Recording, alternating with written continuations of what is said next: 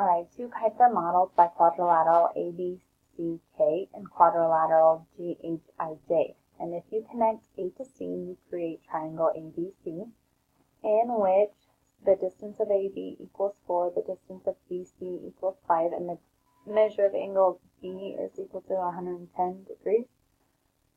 If you connect G to I, you create triangle GHI with the distance of G to H equaling 2, and the distance of H to I equaling 2.5, and the distance of G to I equaling 3.7.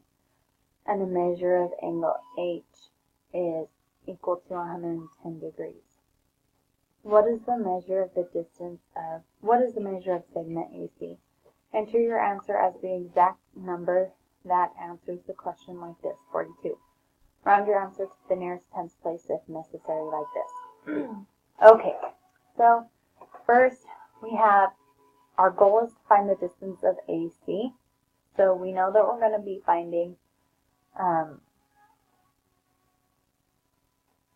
we're going to be dealing with triangles.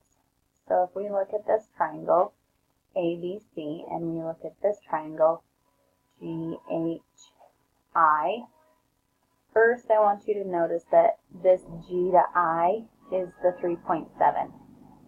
This 110.12 degrees actually goes to that angle, not this side length, because a degree is not going to represent a side length. And again, this 110.12 degrees is representing that angle.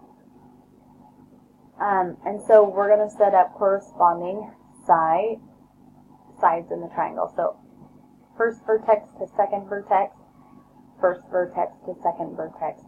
So A to B will correspond with G to H. And then second vertex to third vertex will be B to C. Its corresponding side will be second vertex to third vertex, so H to I. And then last but not least, that means first to third will correspond to first to third.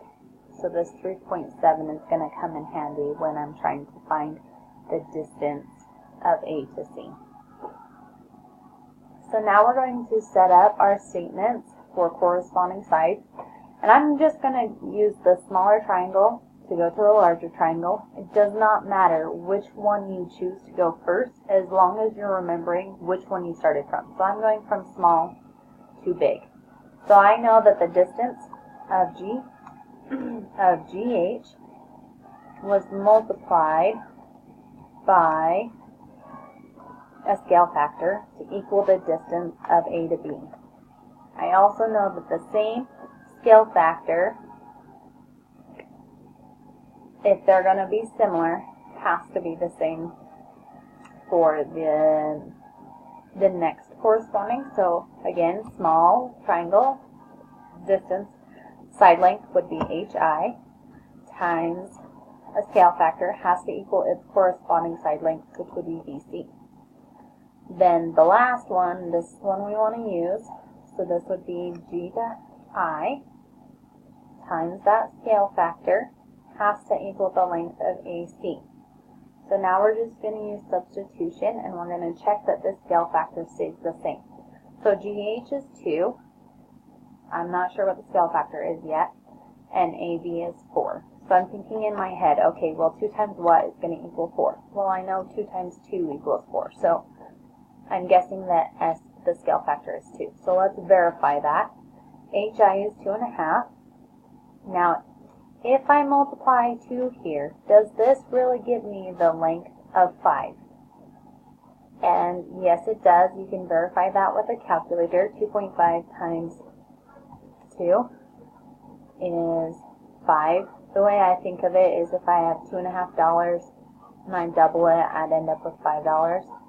So yes, this is working out. Check. S does equal 2.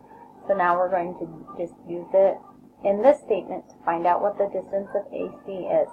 So again, GI was 3.7.